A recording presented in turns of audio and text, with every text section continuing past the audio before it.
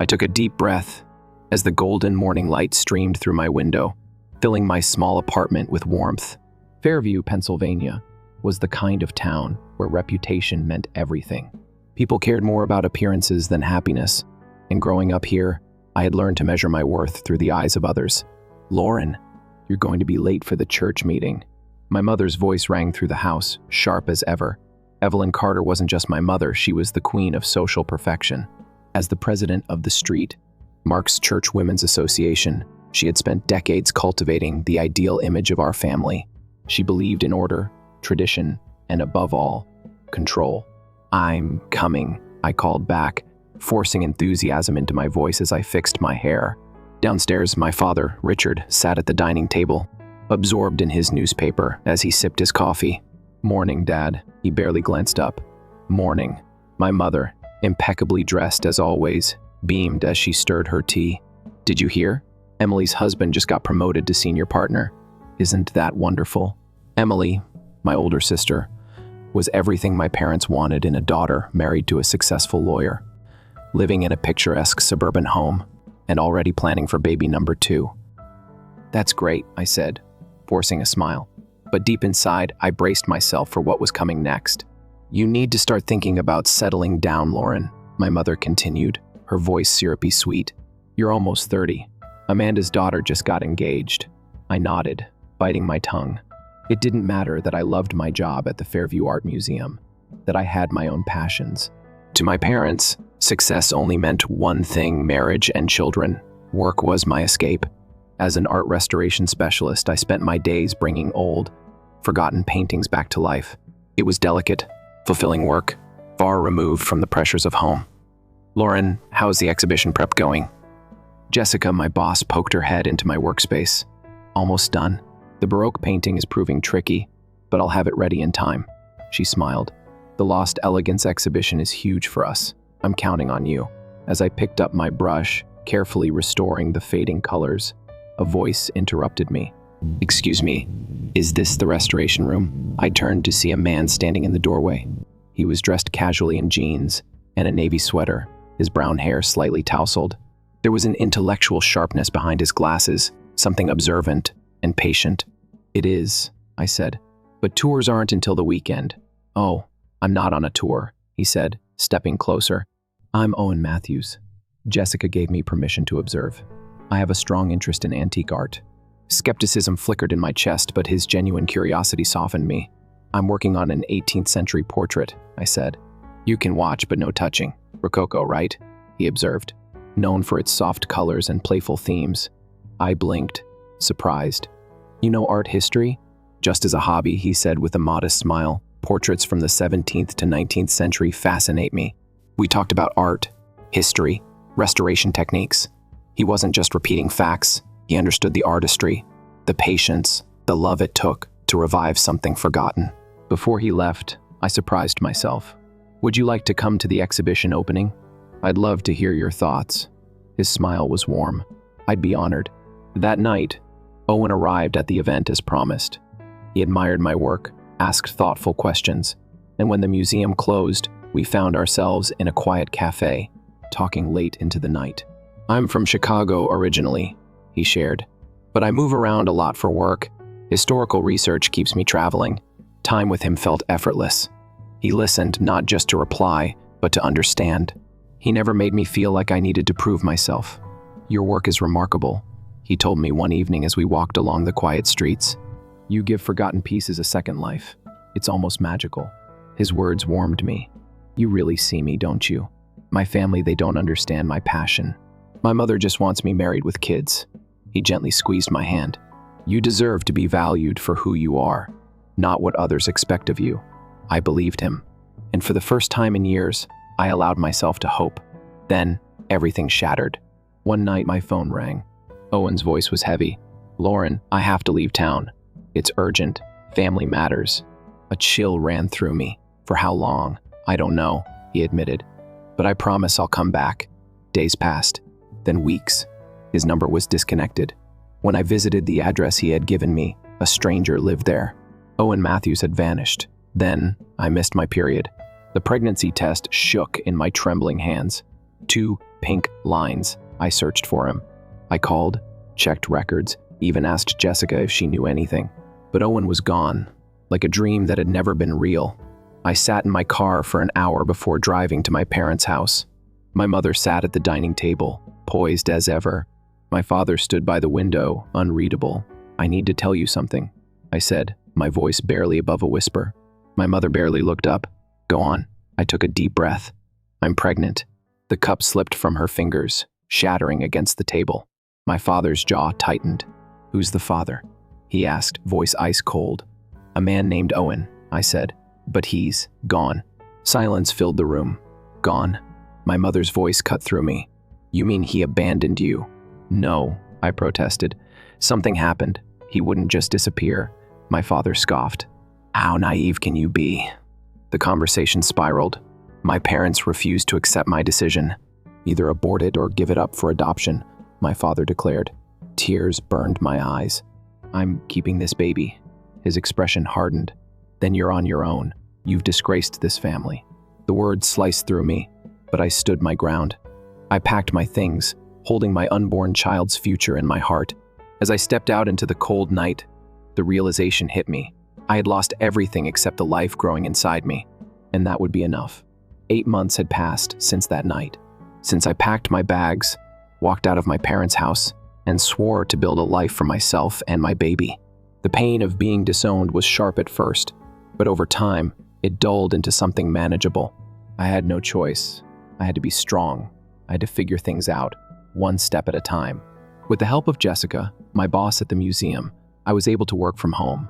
She adjusted my projects so I could do restoration work remotely, allowing me to earn a living while preparing for motherhood. I moved into a tiny one-bedroom apartment on the quieter side of town. It wasn't much, but it was mine, a safe place for my son. Noah was born on a stormy night in late spring. The pain was unbearable, but the moment I held him, I knew I had made the right choice. His tiny fingers wrapped around mine, and in that instant, nothing else mattered. "You and me, kid," I whispered, pressing a kiss to his soft forehead. "We're in this together." I barely slept in those first few months. Between feedings, diaper changes, and trying to juggle work, exhaustion became my constant companion. But I didn't complain. Every sleepless night, every moment of struggle, felt worth it when I looked at my son. Noah was everything. One afternoon, I brought him to the museum to drop off a finished restoration piece. As I walked through the familiar halls, I felt a bittersweet ache. This place had once been my sanctuary, but now it was just a reminder of the life I had before. "Lauren, there you are." Jessica greeted me warmly. "And this must be Noah." She leaned down, smiling at the baby in my arms. Noah blinked up at her with wide, curious eyes. "He's beautiful," she said. "Thank you," I said softly. Jessica motioned for me to follow her into her office. "I have something important to discuss with you." I settled into a chair, rocking Noah gently. "What's up?" She pulled out a folder and slid it across the desk. "Foster International has requested a high-profile restoration. One of their 17th century Dutch paintings needs urgent work, and I recommended you." I blinked, startled. "Foster International? As in the Global Art and History Corporation?" Jessica grinned. "The one and only." I hesitated, running my fingers over the folder. "Are you sure I'm the right person for this?" "Lauren, you're incredibly talented. This is a huge opportunity. The compensation was more than I had ever been offered before. If I took this job, I could move to a bigger apartment. I could finally provide Noah with more stability." "I'll do it," I said, determination setting in. Jessica beamed. "Great. Their representative will be here tomorrow for a meeting." That night, after putting Noah to bed, I pulled out the nicest dress I owned and ironed it. I hadn't dressed formally in months, but if I was going to meet a representative from Foster International, I needed to look professional. The next morning, I arrived at the museum, leaving Noah in the care of Linda, Jessica's assistant. Taking a deep breath, I pushed open the conference room door. A man stood near the window, his back turned to me. Something about his stance felt familiar. When he turned around, my breath caught in my throat. "Owen." I gripped the doorframe, my legs threatening to give out. No, not Owen. Not the man who disappeared. Not the man who left me alone. Jessica, oblivious to my shock, smiled. "Lauren, this is Mr. Owen Matthews." secretary to the CEO of Foster International. Secretary? That didn't seem right. The staff treated him with too much respect, their body language too deferential. He wasn't just a secretary. Owen, if that was even his real name, looked just as shocked as I was. His eyes flickered to my hands, as if searching for something. Jessica continued speaking, completely unaware of the tension thickening the air. I'll let you two discuss the contract details. The room emptied, leaving us alone. A long silence stretched between us. Finally, Owen spoke. Lauren. I forced my voice to stay steady. You disappeared. His jaw tightened. I can explain. I let out a bitter laugh. Explain? You left. I tried to find you, but you were gone. Your number, your address, everything. And now, months later, you show up in a suit, working for $1 billion corporation. He took a step closer. I never meant to leave like that. There were circumstances I couldn't control. I folded my arms. That's not good enough. His expression darkened. I had to leave because my father fell ill. I didn't have time to explain. And I wasn't just working for Foster International. I am Foster International. My heart pounded. What? He exhaled. I'm not a secretary. I'm the heir to the company. I staggered back, gripping the chair for support. This had to be a joke. I thought I had fallen for an ordinary man, someone who understood me, who saw me. But the entire time, I had been with him, the billionaire heir to one of the biggest corporations in the world. You lied to me, I whispered. His face twisted with regret. I wanted someone to see me for who I was, not my wealth. I never planned for things to happen like this. I scoffed. Well, they did. And while you were off handling your empire, I was left alone to deal with. A soft cry cut through the air. My stomach clenched. Noah. The door opened slightly, and Linda peeked in, holding my son in her arms. I'm sorry, he's been fussy.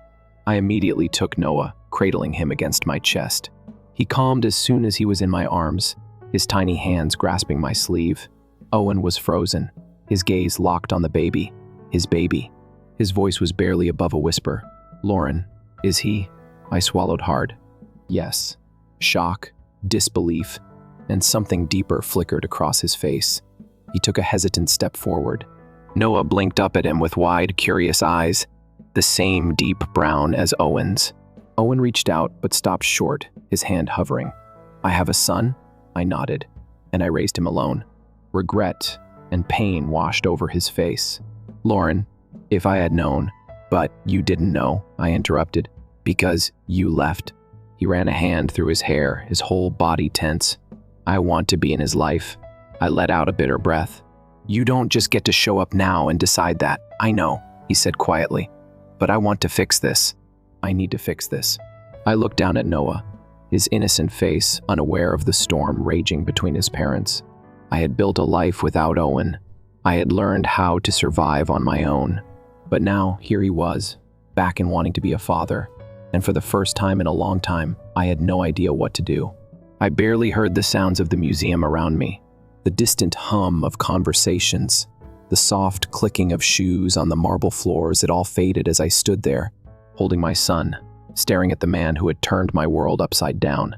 Owen looked at Noah like he was seeing the universe for the first time. His hands trembled slightly, hovering between reaching for him and holding back, as if afraid he might disappear. I don't even know where to start, he murmured, his voice rough. I tightened my grip on Noah. You don't get to just come back and pick up where you left off. Owen exhaled sharply. I know that, but I meant what I said. I want to be in his life. I need to be. A bitter laugh escaped me. You needed to be here months ago, Owen. When I was sick every morning, when I was terrified and alone, when I had to decide how I was going to bring a baby into this world with no support. His jaw clenched. Lauren, the first swear if I had known, but you didn't know. My voice wavered, but I forced myself to stay steady. Because you left. Silence stretched between us, thick and suffocating. Noah, oblivious to the weight of the moment, grabbed a strand of my hair and tugged, babbling happily. His tiny fingers wrapped around the fabric of my shirt, seeking comfort. Owen's expression softened as he watched him. Can I hold him? Every instinct in me screamed to say no, to protect my son, to keep control of the fragile world I had built. But something inside me hesitated. I searched Owen's face, looking for deception, for hesitation, for anything that told me he was playing a game. But I saw none, just raw, unfiltered emotion. Noah squirmed in my arms, curious about the man standing in front of us. Against every wall I had built, I let out a slow breath and carefully placed Noah into Owen's arms. Owen's hands shook slightly as he adjusted to the tiny weight. Noah stared at him, eyes wide and observant, then let out a delighted giggle as he grabbed at Owen's shirt. A shaky breath escaped Owen, and something in his expression cracked relief, wonder, maybe even guilt. He gently ran a hand over Noah's small back, his touch hesitant, reverent. "He's perfect," he whispered. I crossed my arms, trying to steady myself. "He's more than that. He's everything." Owen looked up at me then, something unreadable in his eyes. "You did this alone?" I nodded. "Yes." His throat bobbed as he swallowed hard. "I wish I could change that." I let out a slow breath. "But you can't." Another beat of silence. "I don't expect you to forgive me overnight," Owen said finally. "But please, let me be a part of his life." I hesitated, fear and uncertainty tangling inside me. "I don't trust you." The words were blunt, but honest. Owen didn't flinch. "Then let me earn it." I wanted to argue. I wanted to tell him it wasn't that simple. But Noah let out another laugh, gripping Owen's finger in his tiny fist, and something in me wavered. "I don't know how to do this," I admitted. "Neither do I," Owen said softly, "but I want to try." I let out a breath I hadn't realized I was holding. "Then we take it slow." Owen nodded. Slow. It wasn't a solution. It wasn't a promise of happily ever after, but it was something. And for now, that was all I could handle. Owen didn't disappear. I half expected him to. Some part of me still didn't believe he was real. But he showed up. He called. He visited. He asked questions about Noah. He listened. At first, I kept my guard up. I watched him like a hawk, waiting for the moment he would walk away again. But he didn't. One evening, a few weeks later, he showed up at my apartment, standing in the doorway like he wasn't sure if he was allowed inside. "I brought dinner," he said, holding up a takeout bag. I hesitated. Then, with a sigh, I stepped aside. It was the first time he had seen how I lived. My tiny apartment, the small stack of baby clothes folded on the couch, the crib squeezed into the corner of the living room. I felt exposed, like he was seeing just how hard things had been. He didn't say anything. He just placed the food on the table and quietly took in the space. After we ate, he helped with Noah's bedtime routine. "You're good at this," I said as I watched him carefully rock our son, gently humming under his breath. A small smile tugged at the corner of his lips. I had a lot of time to think about what I missed. I swallowed hard. "Owen, why didn't you ever try to contact me?" His expression darkened. "When my father got sick, everything spiraled out of control. I was suddenly thrown into running a billion-dollar company. I didn't just lose my phone, I lost my whole identity for a while." He exhaled. "By the time I could think straight again, I tried to come back to find you. But you had left the museum. I had no idea where you went." I stared at him, searching for lies, but I found none. Owen sighed. "Lauren, I didn't leave you because I wanted to. I wanted to believe him. But belief was dangerous." I shook my head. "It doesn't change what happened." "No," he admitted, "but I want to make up for it." I studied him for a long moment. "You can't just throw money at this, Owen. That's not how parenting works." His jaw tightened. "I know that." He looked down at Noah, who was peacefully asleep in his arms. "I don't want to fix things with money. I want to fix them by being here." I exhaled slowly. "Then prove it." Owen met my gaze, determination settling in his features. "I will." And for the first time, I wondered if maybe, just maybe, he meant it. A month later, Owen showed up with an offer. "Come work with me," he said. I raised an eyebrow. "Excuse me?" "I've seen your work, Lauren. You're brilliant. Foster International has some of the most valuable historical pieces in the world. I want you to help restore them." I scoffed. "And you just happen to own the company?" His lips twitched. "Perks of the job." I folded my arms. "I don't need charity, Owen." "This isn't charity," he said firmly. "This is me recognizing your talent. If you don't want to work for me, fine. But don't turn it down because of what you think it means." I hesitated. It was an incredible opportunity, but accepting it meant opening doors I wasn't sure I was ready for. Owen seemed to sense my hesitation. "Think about it," he said. "That's all I ask." And so I did. For the first time, the future wasn't just something to survive, it was something that held possibilities. And maybe, just maybe, Owen was one of them. I spent days thinking about Owen's offer. Every time I tried to focus on something else, my mind circled back to it. Working for Foster International would be a massive career move. I had spent years restoring art in a small museum, making do with limited resources. The idea of having access to priceless collections, of working on some of the most well-preserved historical pieces in the world, was thrilling. But accepting the job meant more than just advancing my career. It meant stepping into Owen's world, a world I wasn't sure I belonged in. One evening, after putting Noah to sleep, I sat on the couch, staring at the contract Owen had left for me. The pay was more than generous, the flexibility perfect for a single mother. It was everything I could have hoped for professionally. I ran a hand through my hair. Was I ready for this? A knock at the door startled me. I opened it to find Owen standing there, hands in his pockets, looking almost hesitant. It was strange seeing him like that. A man who commanded boardrooms, who had the power to change people's lives with a single decision, standing at my doorstep like he wasn't sure if I'd let him in. "Can I come in?" he asked. I nodded, stepping aside. He glanced at the contract sitting on the coffee table. "I take it you've been thinking about it?" I sighed. "It's a great opportunity, Owen, but it's not that simple." He sat across from me, studying my expression. "Because of me?" I hesitated before nodding. "Because working for you means being around you. It means figuring out how we fit into each other's lives. And I don't know how to do that yet." Owen leaned forward, resting his elbows on his knees. "Lauren, I'm not trying to push you into something you're not ready for. I just want to help you build the life you deserve." His sincerity made it hard to hold on to my defenses. "All right," I said finally. "I'll do it." Relief flickered across his face. "You won't regret it." I wasn't so sure.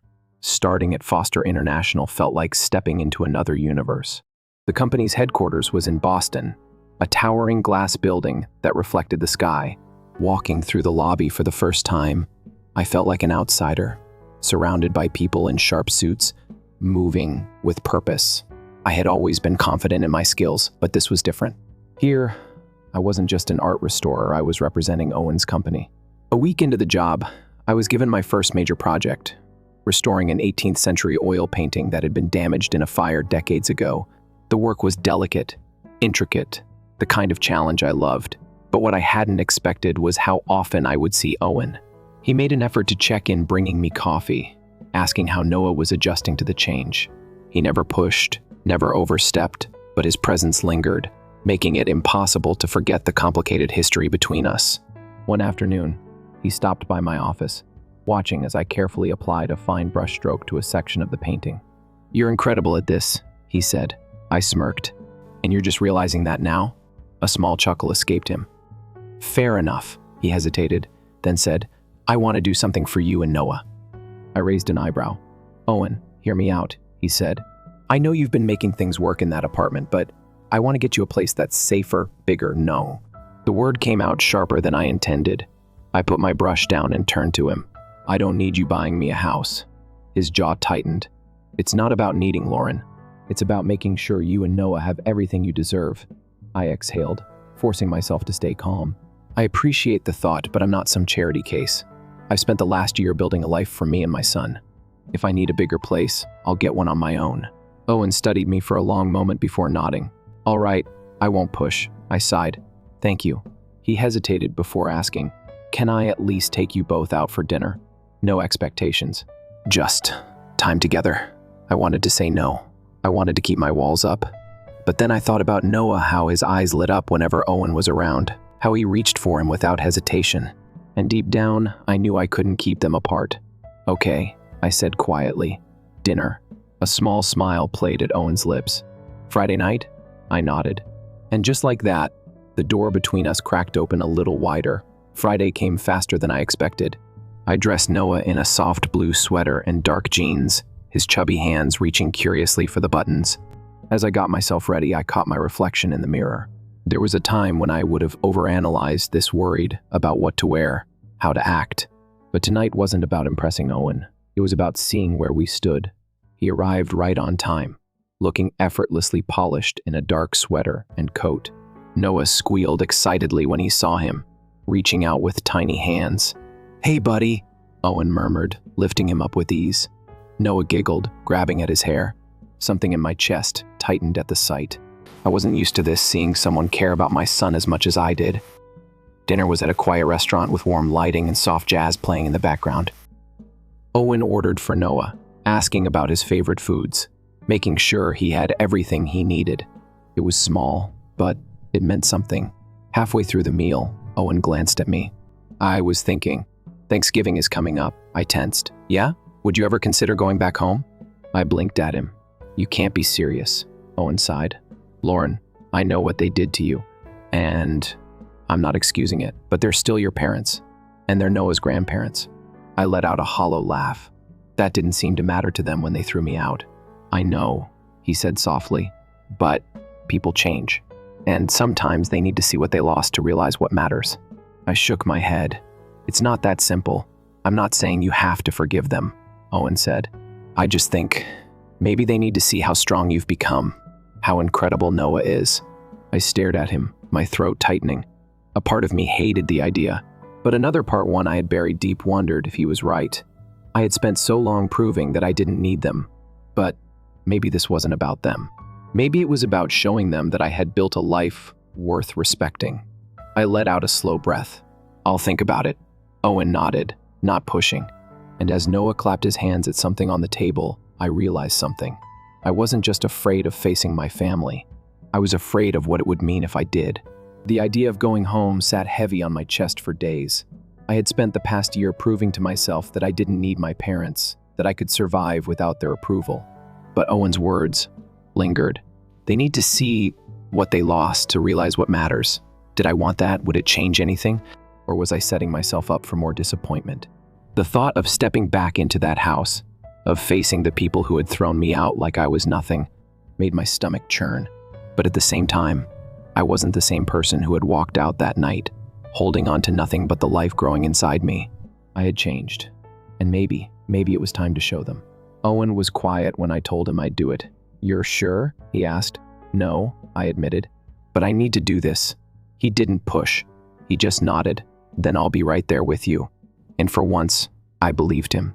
Thanksgiving morning was crisp, the kind of autumn cold that bit at your skin but made you feel alive. I dressed Noah in a warm sweater, his tiny hands waving excitedly as he babbled nonsense. He had no idea what today meant. He didn't know the weight of it, the history we were walking into. Owen arrived just as I was double-checking the diaper bag. He was dressed simply but polished, his presence steady and reassuring. Ready? He asked. I swallowed hard. Not even a little. A small smile tugged at his lips. We can turn around any time. I exhaled, then shook my head. No, let's go. The drive to my parents' house felt endless. Every turn brought back memories: Sunday mornings at church, family barbecues in the backyard, winter nights by the fireplace. But those memories felt like they belonged to someone else, a girl who still believed she was loved unconditionally. By the time we pulled up to the house, my hands were ice cold. Nothing had changed. The house still stood tall and pristine, the lawn neatly trimmed, the porch decorated with pumpkins and fall wreaths. A picture-perfect home hiding the cracks beneath. Owen parked, glancing at me. Last chance. I took a shaky breath, unbuckling Noah from his car seat. Let's do this. The walk up the front steps felt heavier than it should have. Before I could knock, the door swung open. My mother stood there, frozen, her eyes darting between me, Owen, and the baby in my arms. Lauren. I forced a breath. Hi, Mom. For a second, she just stared. Then, as if shaking herself out of a trance, she stepped back. Come in. I wasn't sure what I expected: cold silence, resentment, maybe even another argument. But as I stepped inside, I saw my father standing near the window, hands in his pockets, his face unreadable. And then there was Emily, sitting stiffly at the dining table, her lips pressed into a thin line. No one spoke. The tension was suffocating. I held Noah closer, his little fingers gripping my sweater. He let out a happy squeal, unaware of the storm brewing in the room. My mother's gaze finally settled on him. So, this is Noah. I nodded. Your grandson. She inhaled sharply, her posture straightening like she didn't know what to do with that information. My father shifted but said nothing. Emily's eyes flickered toward Owen, And you? Owen extended a hand. Owen Matthews. The second his last name left his lips, I saw it the way my mother's breath hitched, the way Emily's expression shifted. They knew. Foster International wasn't just a name. It was a legacy, a fortune, a status symbol in circles like theirs. My mother blinked, then forced a polite smile. Owen Matthews. As in? Yes, Owen said simply. That Foster International. Silence stretched across the room like a chasm. I wanted to laugh. Of course, that's what mattered. Not the fact that I had survived on my own. Not the fact that I had built a life despite everything. No, what mattered was that Owen was someone important. My father cleared his throat. Shall we sit? Dinner was quiet at first. Conversation stayed on safe topics, the food, the weather, the town gossip, but I could feel the questions bubbling beneath the surface. And then, finally, my mother put down her fork and looked at me. So, she said carefully, how long have you two been involved? I met her gaze. We're co-parenting. A flicker of disappointment crossed her face. And what does that mean exactly? Emily pressed, arms crossed. Because from where I'm sitting, it looks like you walked out of here a disgrace and came back with a billionaire. The words stung, but I didn't let it show. I walked out of here alone, I corrected. And I raised my son alone. Everything I have, I built without any of you. Emily scoffed. And now what? You're back to rub it in our faces? No. I met her glare, steady and unshaken. I'm back to show you that I didn't break, that you threw me out, and I still built something stronger than you ever expected. My mother shifted uncomfortably. My father exhaled through his nose, but he didn't argue. No one did, because they knew I was right. Noah let out a happy squeal, clapping his hands, as if sensing the shift in the air. Owen leaned forward, his voice calm but firm. Lauren has done an incredible job raising our son. She didn't need me, but I'm here now, and I intend to be in both of their lives. Whether you choose to be in it too is up to you. My mother opened her mouth, then closed it, as if trying to find the right response. For the first time, I saw uncertainty, maybe even regret. I had expected anger, judgment, dismissal. But what I saw in their eyes wasn't rejection. It was realization. They had lost me, not because I had failed them, because they had failed me. And now, it was too late to undo that. I pushed my chair back and stood, holding Noah securely in my arms. I don't need your approval, I said, my voice steady. I don't need your apologies. But if you want to know your grandson, you need to understand this. He will grow up knowing that he is loved, that he is wanted, and that he doesn't have to earn anyone's acceptance.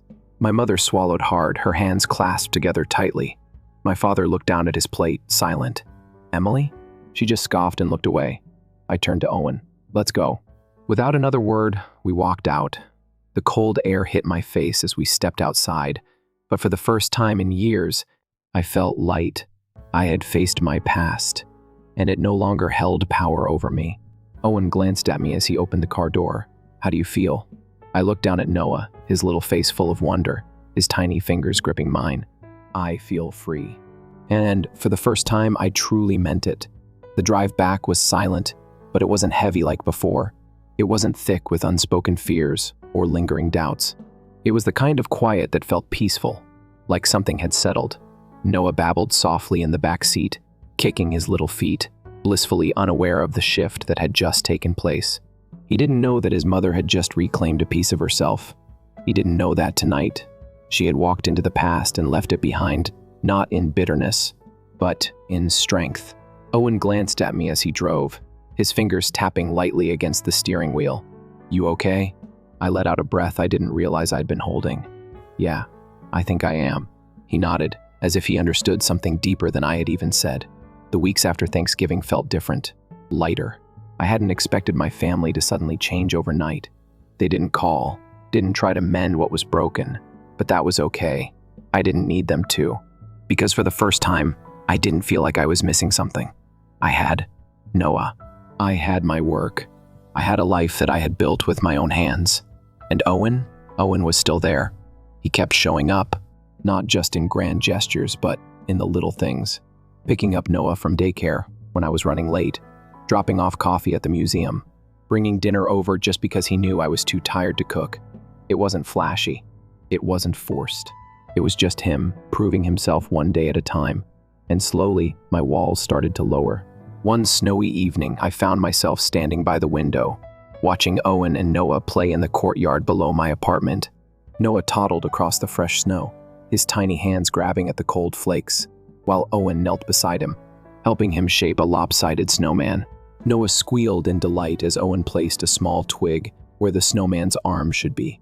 His laugh echoed through the crisp winter air, and something in my chest tightened. I wasn't used to this. I wasn't used to seeing someone else love my son as much as I did. Wasn't used to feeling like I didn't have to carry the weight of the world alone. And that scared me. Because what if this wasn't real? What if it all fell apart again? I was still standing there, lost in thought, when Owen walked back inside, shaking the snow from his coat. Noah was bundled in his arms, his cheeks flushed pink from the cold. "You're staring," Owen said, a teasing smile on his lips. I rolled my eyes. I was watching. There's a difference. Oh? And what did you conclude from all this watching? I hesitated, then said, "You're good with him." Something softened in his expression. I love him. The words were simple, honest, no hesitation, no doubt. My breath caught in my throat. Owen didn't push for more. He just carefully placed Noah in my arms and brushed a stray curl from his forehead before saying, "I'll see you tomorrow." And just like that, he left, leaving behind a feeling I couldn't quite name. Christmas Eve arrived with quiet snowfall and the scent of pine filling my apartment. Noah sat on the floor, playing with the wrapping paper more than the actual gifts, his giggles filling the small space. I watched him, sipping my tea, when a knock at the door startled me. Owen, holding a small, neatly wrapped box in his hands. "Can I come in?" he asked. I nodded, stepping aside. He handed me the gift, shifting slightly on his feet. "It's not much, but I wanted you to have it." Curious, I unwrapped it carefully, revealing a delicate gold necklace with a small emerald pendant. I sucked in a breath. "I remember you saying emeralds were your favorite," Owen said quietly. My fingers brushed against the smooth stone. It was beautiful, thoughtful, but it wasn't just the gift that made my chest tighten. It was the fact that he had listened, that he had remembered something so small, something I didn't even think he had noticed. I looked up at him. "Owen, I know," he said before I could finish. "I know it's fast. I know things are still complicated, but I meant what I said before." He took a deep breath. "I love you, Lauren. I love you and I love Noah. And I don't want to just be here as his father. I want to be here as yours too." My heart pounded. "Owen," I whispered, not even sure what I was trying to say. He smiled softly. "You don't have to say anything yet. Just think about it." I swallowed hard, nodding. "Okay." And for once, thinking about love didn't feel so scary. A year later, everything had changed. Noah was now a wobbly toddler, running through the halls of our new home, his laughter bouncing off the walls. The house was bigger, brighter, a space we had chosen together. I had opened my own restoration studio, something I never imagined possible before. But with Owen's encouragement and, a little funding, I had built something of my own. Something that was mine. And Owen? Owen had never stopped proving himself. Through late-night talks, quiet moments over coffee, the way he kissed my forehead when he thought I wasn't paying attention, through the way he stayed. And on a quiet morning, as snow fell outside our window, he knelt in front of me with a small ring in his hands. No grand speech, no elaborate declarations, just a simple, steady, "Marry me." I didn't hesitate this time. I didn't let fear win. I just smiled, tears brimming in my eyes, and whispered, "Yes." And as Owen pulled me into his arms, as Noah giggled between us, I knew I had finally found my home. Not in a house, not in a name, but in the people who had stood by me, who had chosen me, just as I had chosen them. And for the first time in my life, I wasn't just surviving, I was living. Story 2. My wife didn't care that I nearly died in the hospital. "Your babysitter is not me. Take care of it yourself," she said. I simply nodded and said nothing. As soon as I was released, after packing my things, I departed, thinking she was one. She laughed. She was bombarding my phone 2 years later, pleading for another opportunity. I can pinpoint the precise time I came to terms with the end of my marriage. It wasn't after learning of some covert treachery or during a dispute. The time was 2:47 a.m. As I gasped for air in a hospital room, I watched my wife browse TikTok. Let me take a step back, though. I began to feel strange 3 weeks ago. At first, nothing significant, just a little achy and exhausted. You'd dismiss it as being the result of working too hard or sleeping poorly. My wife of 6 years, Harper, informed me that my suggestion that I may consult a doctor was very extreme. She hardly looked up from her phone as she remarked, "When you're stressed about work, you always get like this." I made an effort to overcome it. "You do that, don't you?" Then the fever struck. Not the sort that makes you want to watch Netflix and eat soup. The type that causes your joints to feel as though they are full of shattered glass. The sort that leaves your bedding damp when you wake up at 3 in the morning. I wonder whether this is the experience of dying. Harper's answer? Stop waking me up and take some Tylenol. When I woke during the night, everything altered. I was unable to move my right side normally. My heart was beating so quickly that I could feel it in my teeth, and the room was spinning. With my voice hardly functioning, I cried out to Harper. She let out a moan, rolled over, and spoke the words that would reverberate in my mind for months. "Your babysitter is not me. Take care of it yourself." I lay there attempting to get my phone to comply with hands that felt like they belonged to someone else for what seemed like hours, but were really just minutes. At last, I was able to give my sister Alexandra a call. Despite living 45 minutes away, she arrived in 20 minutes. The following section is hazy. I recall Alexandra's expression upon seeing me. The calmness with which she informed Harper that we were heading to the emergency room.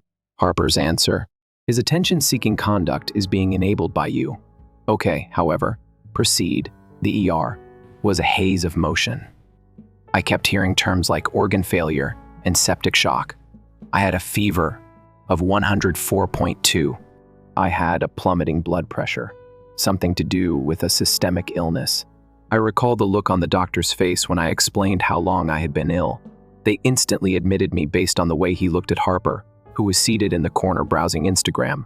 Alexandra remained until they forced her to leave, vowing to return as soon as possible.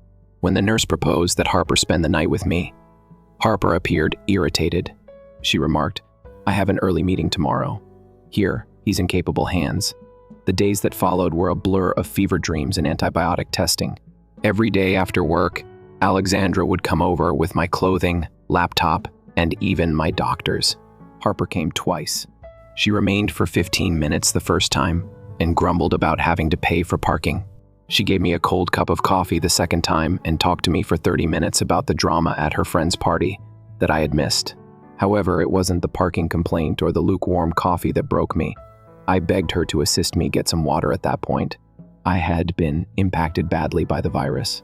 I had a hard time picking up the cup without spilling it. What did she say? "Your babysitter is not me. Take care of it yourself."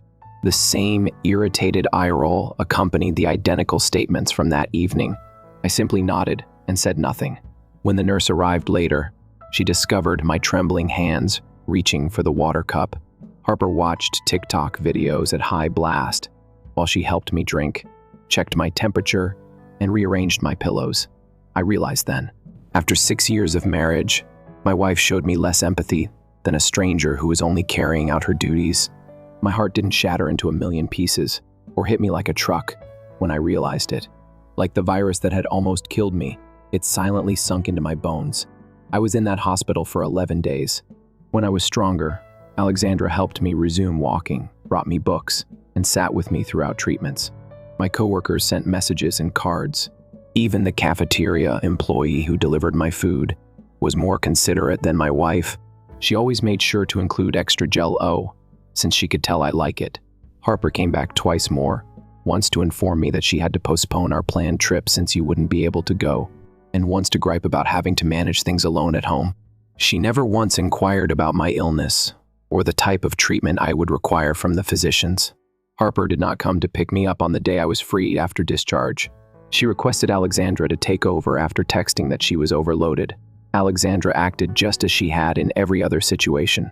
My sister continued staring at me in the rearview mirror as we drove home, obviously wanting to say something but holding back. I planned my escape for the whole journey. Near-death experiences are said to alter you and force you to rethink your life. Mine revealed to me the reality of my marriage and how clear it is. Every eye roll, every dismissive remark, and every "you're being dramatic" moment replayed in my head, like a greatest hits album of warning signs I had disregarded. Neither that evening nor the next day did I speak to Harper. As she browsed social media, I watched her go on with her life as if nothing had occurred, as if her spouse hadn't almost passed away from an illness. As usual, she moaned about her day's activities, made arrangements with pals, and laughed at her phone. I began creating my own plans, the type that would transform everything to quiet ones. However, it is another matter. I know she has no idea what's coming as I look at her now, watching her talk animatedly on the phone about plans for the weekend as I fumble with a water bottle with my still shaky hands. Since she placed me in my proper place and taught me not to disturb her with my neediness, she most likely believes she has won. She's going to discover otherwise. First, a little update. I want to thank everyone for their tremendous support of my last article. It didn't explode up the way it did. Especially over the last 2 weeks, reading your comments has made me feel less insane about my choice. Indeed, 2 weeks. It took me that long to leave after being released from the hospital. That may seem too quick to some of you. Others advised me to depart right away. To be honest, I needed that 2 weeks to ensure that I completed this correctly. Harper really prepared breakfast the day after I returned home from the hospital. Not for me. She recorded herself making avocado toast for her Instagram. Still feeling weak and unsteady, I sat at our kitchen counter and watched her change the lighting for her picture. "You ought to eat something," she added, glancing at me. "The freezer contains bread." I texted Alexandra at that point. "I need your assistance leaving." Silent planning was a master lesson over the following 2 weeks. I was introduced to a friend of Alexandra's who had an apartment available. It had an elevator, but that was about it. It was significant because, while Harper was at work, I was still recuperating and took month-to-month rentals. Alexandra assisted me in gradually moving necessities so that Harper wouldn't notice, but not so much that I would need to return for necessities. The actual relocating wasn't the most difficult aspect. At home, it was keeping things normal. Harper hardly noticed the difference. She was too busy organizing a trip for the girls the following month. "You'll be all okay on your own?" Without raising her eyes from her laptop, she asked. "You managed in the hospital, after all." I just nodded and mentally crossed off canceling the shared credit card. It wasn't the major events that stayed with me. When I needed my hospital discharge documents for insurance, I discovered them crumpled in the garbage. When I asked Harper if she could pick up my medication, she let out a loud groan. "Why don't you simply deliver it? Your nurse is not me." When I had to take a break, it was her on the phone informing her buddies that I was taking advantage of them. After attempting to wash the laundry, my lifeline during all of this was Alexandra. She stocked my fridge, picked up necessary groceries, and assisted me in setting up recurring payments for my new residence. She simply gave me a hug and remarked, "I should have seen it sooner." When I tried to express my gratitude, "I apologize." I waited until Harper departed for work the day I left. This was only the last step because I had already transferred the majority of my essentials. I placed my keys and a letter stating that I was finished on the counter. Just the facts, without any drama or accusations. I also left behind documents from my hospital stay that demonstrated how near death I had been. She might have read it. Perhaps she wouldn't. By lunchtime, I changed my phone number, banned her on social media, and disabled location sharing. After Alexandra helped me finish organizing my new apartment, I was enjoying takeaway in the evening while lounging on my new couch, when Alexandra's phone began to get the text. Harper's first one. Very amusing. "When he finds that he cannot bear to be alone, he will return in a week. Then let him know that his behavior is absurd. I didn't give him enough attention in the hospital, so he can't just walk out. Finally, this tiny outburst will be regretted by him. He's been unstable ever since his near-death experience, as I've already explained to everyone." Despite not pressuring me to reply, Alexandra showed me the texts. Rather, she assisted me in compiling a list of items I still required for the flat. Harper's email arrived as we were online researching shower curtains. "You're making us both seem foolish." "Like you usually do. Everyone knows you're only doing this to get attention. Recall the time you had to visit the emergency room. 3 in the morning? We can forget about this when you go home. I'll even let you choose tonight's Netflix program." I didn't answer. Rather, the next day I attended my first therapy appointment. After hearing my experience, my therapist made a statement that really got to me. "Are you aware of the distinction between loneliness and solitude? You and your wife felt lonely in the hospital room. You're already doing better, and that's all you are now. 2 weeks have passed since my departure. My new home is quiet and compact. When the elderly couple next door found out I was getting better, they brought me homemade soup. I cried more when people showed me kindness than when I ended my marriage. I'm growing stronger every day, but my recovery is taking longer than I'd want. I can now complete simple activities without becoming tired. I'm starting to feel hungry again. Yesterday, I even succeeded in preparing a full lunch. It was only spaghetti, but it was a triumph. What surprised you the most? I was relieved that I wasn't feeling furious, depressed, or afraid. Rather, I feel as though I can breathe at last. It's time to stop being cautious. No more anticipating contemptuous remarks. I will no longer feel as though my presence is a bother. Harper has become increasingly pushy in her attempts to reach me. She has often contacted my sister, alternating between threats and tears.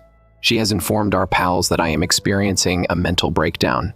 Even a hazy Instagram story on helping your spouse deal with mental health issues was shared by her. Here's the problem, though.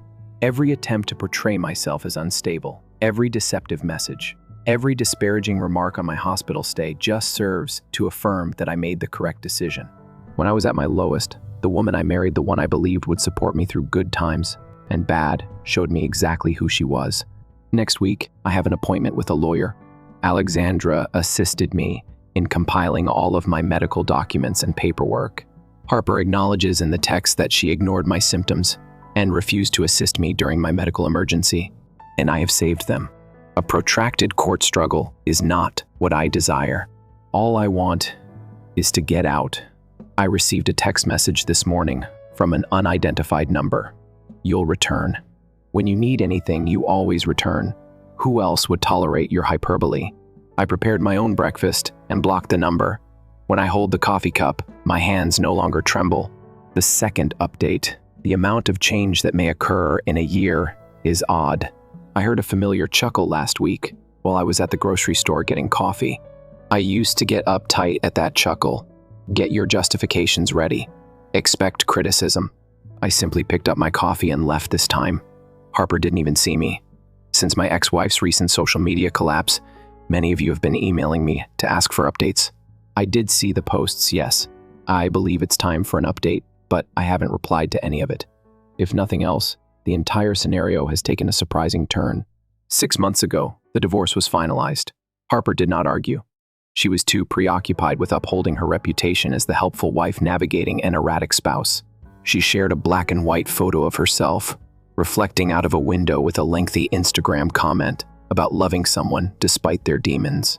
On the day we signed the documents, I allowed her to continue that story. Compared to combating it, it was simpler. To be honest, the truth was already known to those who needed to know. It took me longer than I thought to recuperate. There were some long-term repercussions of the sepsis, joint discomfort, exhaustion, and sporadic mental haze. The problem with not having someone tell you you're being dramatic all the time is this. In fact, you pay attention to your body. I joined a support group for people who had survived sepsis, began physical therapy, and gradually regained my strength. Naomi and I met there. She dropped her water bottle as I was entering the building, and we both reached to get it. She was there for bereavement therapy. It turned out, 2 years before, her spouse had died of a severe sickness. After our sessions, we started going out for coffee, only discussing life after recovery. People say strange things to you when you're about to die. I didn't want a romantic relationship. She wasn't either. Perhaps that's why talking to her seemed so natural. She was aware of how frustrating it is to have an unseen disease and how people want you to go on. After exchanging articles regarding post-sepsis syndrome and suggesting healing-related literature, we first became friends. Harper's idyllic existence, however, began to show signs of weakness. One by one, her pals started contacting me. It turned out that the medical records Alexandra had preserved, the text Harper had sent, and the hospital surveillance footage showing her browsing TikTok while I was in critical condition didn't all quite fit my account of my mental collapse. She lost her closest circle of friends last month when they found out she had been lying about helping to take care of me after I was admitted to the hospital. The last straw? She had claimed to have taken time off work to help me recover, but in fact, she had been spending a spa weekend with her new partner. After seeing her earlier texts to me, the boyfriend ended their relationship quickly. The people who call me theatrical because I only have a temperature of 104 degrees, you know. He really contacted me to inquire about the veracity of the texts. I wished him well and pointed him to my medical documents. The calls began at that point. Harper's mother came first, followed by her sister, and then Harper herself. Months ago, I changed my phone number. Consequently, everyone headed to Alexandra. "He's unstable" was no longer their song. He must speak with Harper. She's having a lot of trouble. Owen's answer was the same as Alexandra's. While he was in the hospital dying, then Harper didn't give a damn. I received a promotion at work last week. My new position is more fulfilling, but less physically taxing. To celebrate, my staff brought in cupcakes. Naomi took me to my favorite restaurant for supper as a surprise. It didn't begin as a date, or at least it wasn't one. However, observing her chuckle about her unsuccessful attempt to make soup the previous day while seated across from her. Yesterday, something changed. Harper arrived at my workplace. She had shed several pounds. She smeared her normally flawless makeup a little. I could see her through the glass doors, but security stopped her in the lobby. She had what appeared to be old pictures of us in her hands. Harper, classic. She always has props ready for her show. I texted my therapist after using the back exit. "It's acceptable to have no feelings," she responded in writing. "Usually, that's better than feeling too much." She was correct. I might have been shaken to see Harper a year ago. I was now more worried about being late to Naomi's coffee date.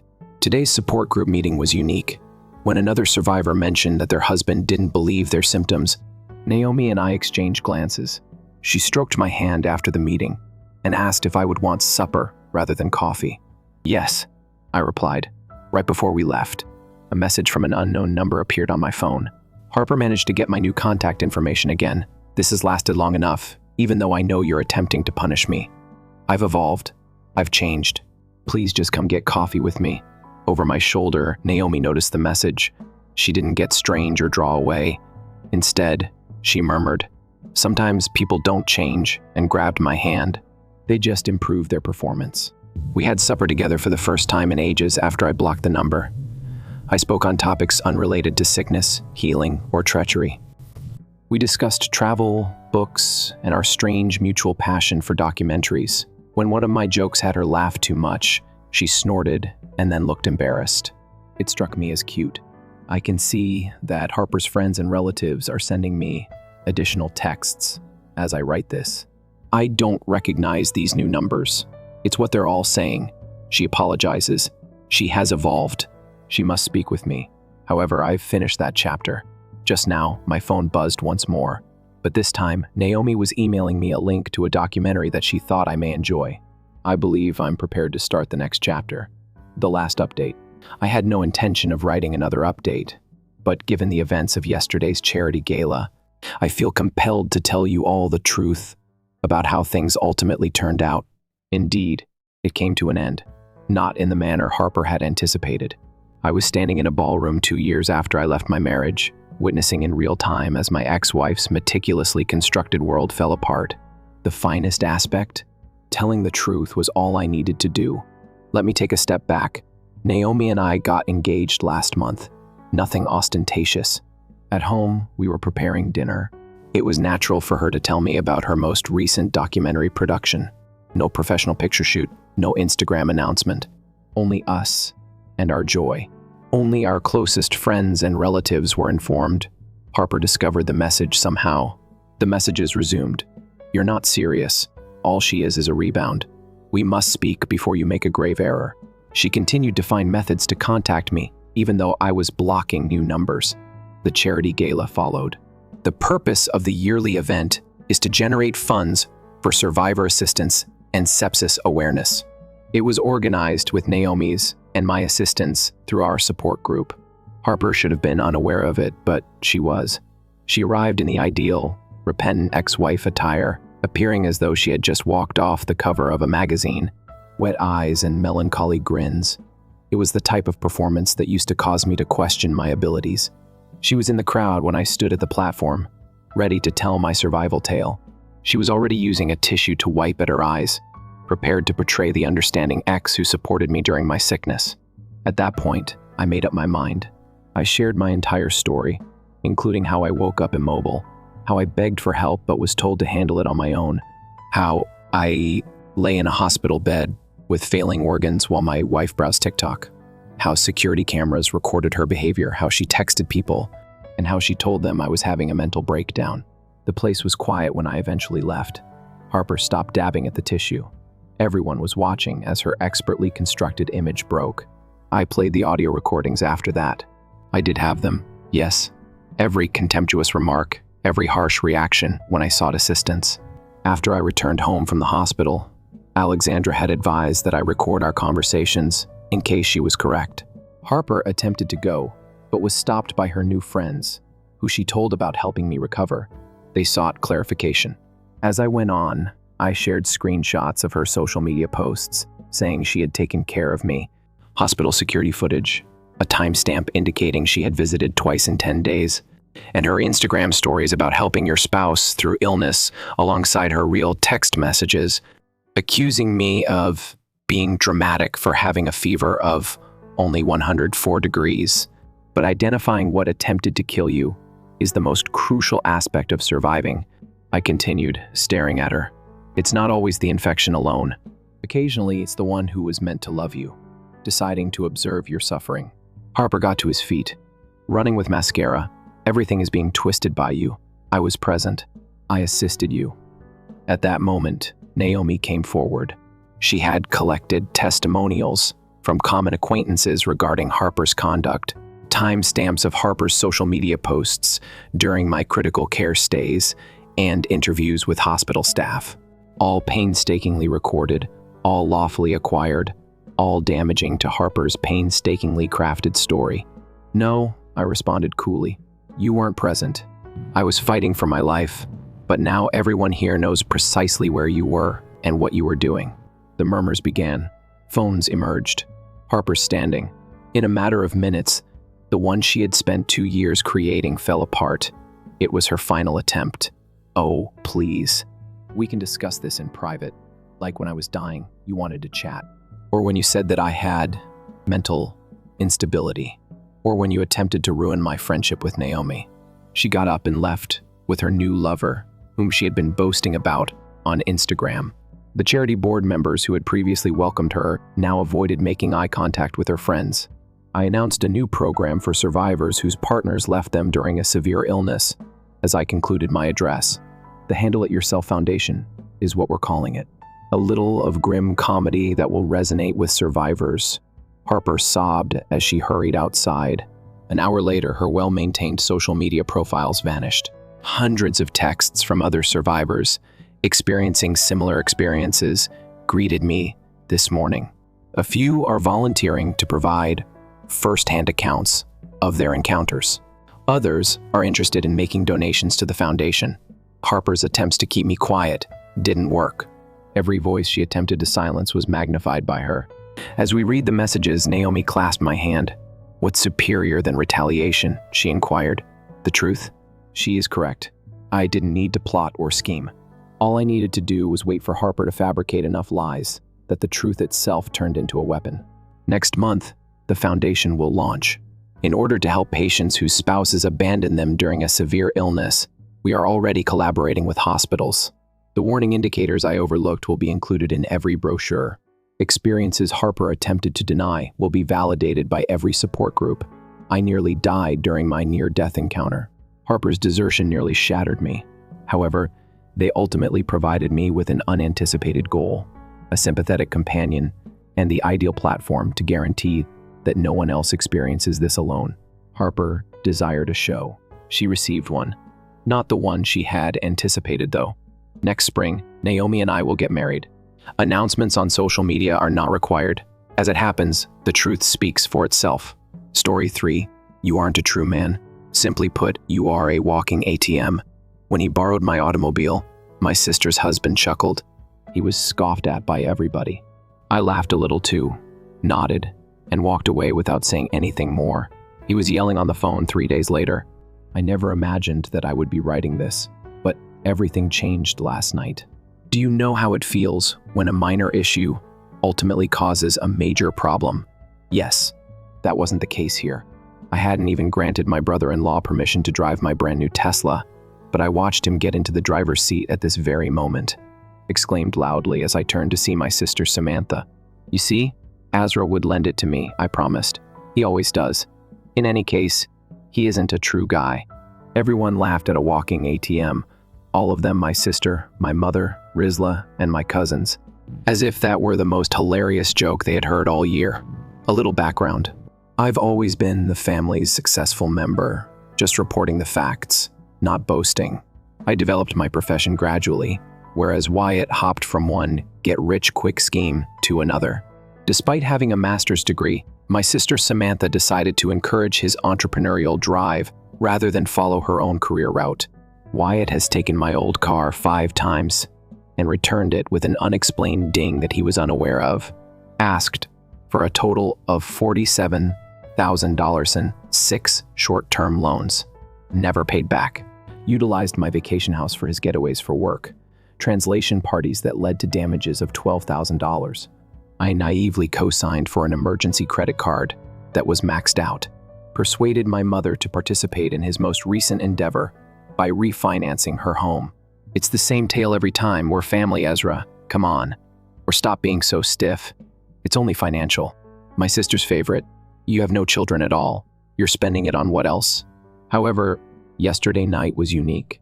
The plan was to have a straightforward family meal at my mother's place. I took my brand new Tesla there. It was the first costly item I had purchased for myself in a long time. Not even anyone had seen it yet, wanting to avoid being asked to simply give it a try, which is inevitable. I heard the familiar sound of my car door opening as I was assisting my mother in the kitchen. By the time I stepped outside, Samantha was in the passenger seat, adjusting the seats, and they were both smiling like adolescents who had stolen their father's vehicle keys. Get out of my car, Wyatt. Calm down, dude. I'm just giving it a little spin to demonstrate to Sam. I've been considering acquiring one myself, you know. They all chuckled when he made the remark about the ATM. I watched as my brother-in-law sat in my $95,000 automobile, which he had not even requested to borrow. While my own family laughed, they made jokes about my being less of a guy. Something clicked within of me. I nodded, grinned, went back inside, picked up my jacket, and made a ride-sharing call. I heard my mother as I was leaving. "Where are you going, Ezra? Be less sensitive." I didn't respond. Rather, I called people and sent emails for the next 3 hours. I had reported the unauthorized usage of my automobile by midnight. I spoke with my bank regarding all of Wyatt's loans and transactions. I changed all of my passwords and security codes, frozen the credit card I co-signed this morning, and emailed my lawyer about the damage to the vacation house. There were 47 missed calls and messages when I woke up. I had allegedly remotely disabled charging access, leaving Wyatt stuck at a charging station. Samantha felt let down by my immature actions. I felt light-free for the first time in years, but Mom worried I was destroying the family. Unambiguous. As I write this, my phone is vibrating once again. Wyatt's number is that. This is what they don't comprehend, so I suppose I'll let it ring. I'm not upset. I'm no longer even hurt. I just finished. And sometimes the strongest thing you can be is done. Tomorrow morning, I'm meeting with my attorney. I mean, whatever they want, and I have it all documented. Desired an ATM. This ATM has simply stopped working altogether. First, update 1. I want to thank everyone for their tremendous support of my last article. You were correct. I ought to have taken this action years ago. This is what has transpired during the past 24 hours. I had a meeting with my lawyer the morning following the ATM incident. I provided all of my correspondence, including emails, bank statements, and pictures of the damage to my homes. As she went over everything, she simply continued to shake her head. Loans, damages, and unlawful charges totaled $162,847. This is where things become fascinating, though. Wyatt arrived to my place while I was at the meeting. I had previously had the locks changed on my spare key, and my security cameras captured him attempting to use it. For 20 minutes, he stood there making calls and sending texts, a selection of his messages that stand out. "Quit being so theatrical. You are the reason your sister is sobbing. You're behaving like a child, according to Mom. Simply reset your Tesla access. I have a meeting to attend." None of it got a response from me. Rather, my lawyer and I were working on formal demand letters for repayment. In addition, we reported the damage to my vacation house, creating a paper trail, but not yet filing charges. Then my girlfriend, Mila, made a brilliant suggestion. Verify my credit history. 3 credit cards that I didn't recognize were discovered, maxed out, all opened within the last 12 months, with my name listed as a co-signer on each. Guess who helped me with my taxes last year and gained access to my personal documents and social security number? Things got out of hand at that point. My cousin claims that Samantha began phoning all of the family members at around 2:00 p.m. She was ruining the family over a joke and telling people I was crazy. Conveniently, she omitted the section about the credit cards and the $162K. Ela, my mother, arrived at my workplace. She didn't raise me to be cruel to family, she sobbed. Regarding Wyatt's investment opportunity, I questioned her about the $85,000 second mortgage she obtained on her home. She quickly became quiet, but he assured her that the value would triple. She muttered, "And you trusted him once more?" She didn't say anything more before leaving. The family group chat was ablaze by evening. Apparently, I'm cruel and heartless, envious of Wyatt's abilities, experiencing a crisis in midlife. Man up and support your family. Mila then discovered something else. Remember those business retreats at my vacation home? Turns out Wyatt was renting it out on a vacation rental site for 2 years, pocketing the money, using my property to run a business without my knowledge or consent. That's when Wyatt's tone changed. The messages went from angry to panicked. "Look, we can work something out. Please don't dig into the vacation home thing. I can explain everything. Just call me back." I didn't. Instead, I froze all joint accounts, canceled every subscription they had access to, changed all passwords, reported the fraudulent credit cards, had my lawyer draft a complete record of all loans and damages, filed reports about the unauthorized rental of my property. Then I got a text from Samantha that made everything click. "How could you do this to us? We're about to close on our dream house. The bank needs to verify our income and assets. Please don't ruin this for us." So that's what this was about. They needed my financials to look good for their loan application. The Tesla joyride, the ATM comments, simply aggravation because I wasn't playing along with their plan. My lawyer thinks what they were trying to do would constitute mortgage fraud. She's drafting a letter to their loan officer with proof of their actual debts to me, just to ensure accuracy in their application. Of course, an hour ago, Wyatt left a voicemail. He was hardly intelligible, but I made out. "You have no clue what you've done.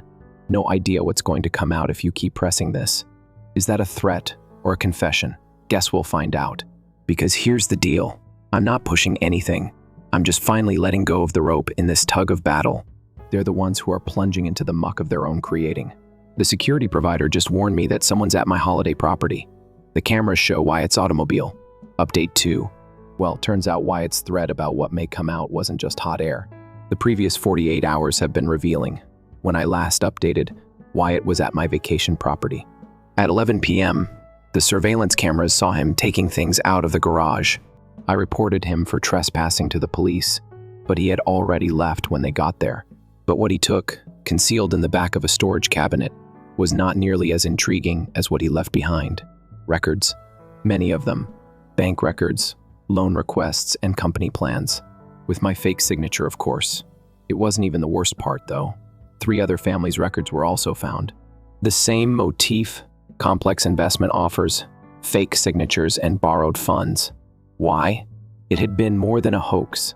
He had been using this trick on several family members of other people he knew. I gave my lawyer everything. She has already gotten in touch with the other family. Samantha didn't come to my office to apologize when she arrived the following morning. That would be too easy. No. She came there to tell me that she had shared a long truth about my brother's tale on social media and accused me of being a jealous, vengeful psychopath who was ruining her family. In our extended family circles, her post went viral. I started getting calls from cousins I haven't spoken to in years. The problem with family secrets, however, is this. You have no control over which ones surface once you start broadcasting them. I got a call from my mother's sister. "Are the vacation house rentals accurate?" "Indeed." "Then you ought to be aware. Last summer, he took the same approach to Uncle Rob's lake cottage. One call sparked another. The dominoes began to tumble. He had received loans from 3 additional family members. He had obtained a private loan using my mother's home as security. He had been renting out 2 more family residences without permission. He had promised to replace the family heirlooms he had borrowed and sold with nicer ones. When his investments grew, Aita, my mother, eventually called in the middle of the day. She spoke in a different tone. Keep quiet. I'm afraid. She mentioned the second mortgage when the bank phoned, they say. The documentation may be inaccurate, they argue. Do you mean forged? Quiet. I didn't know, Mom, she muttered.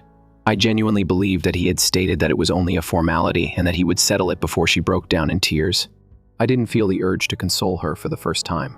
Marla remained by my side during this entire ordeal. It was she who observed that Wyatt's rental postings had strange timestamps. They conflicted with the dates of his business travel. He had been renting out my house while also claiming to use it himself, according to a brief check. Taking use of both sources of income and keeping both. Samantha called at about 7 o'clock. She was going crazy. What did you do? Our mortgage approval was withdrawn by the bank. They're mentioning a probe into fraud. Our ideal home was this one. How could you, Ezra? Sam, I didn't do anything. This is what your spouse did. He was attempting to construct something for our future. He did this by stealing from the family. He promised to make everything right. Once. His fictitious investments were profitable. When he had defrauded enough people, she ended the call. The family intervention followed. All of them arrived at my residence. Mom, Samantha, an aunt, and 2 uncles. As a family, they wanted to discuss this. Don't share it with anybody else. I opened the door for them, sat them down, played the video from my garage's security camera showing Wyatt stealing, showed them the loan application, the rental listings, and the falsified documents. The proof that he had defrauded other families. They became quieter one by one, lighter, until my mother got up at last. She said, I need to call my bank, and walked away without saying anything more. Samantha was the only one left after the rest left. She gazed at the papers as she sat there. An explanation must exist. He wouldn't, she insisted. Her phone rang at that point. The image of Wyatt's face appeared on the screen. She responded over the speaker. I didn't care or forgot that I could hear.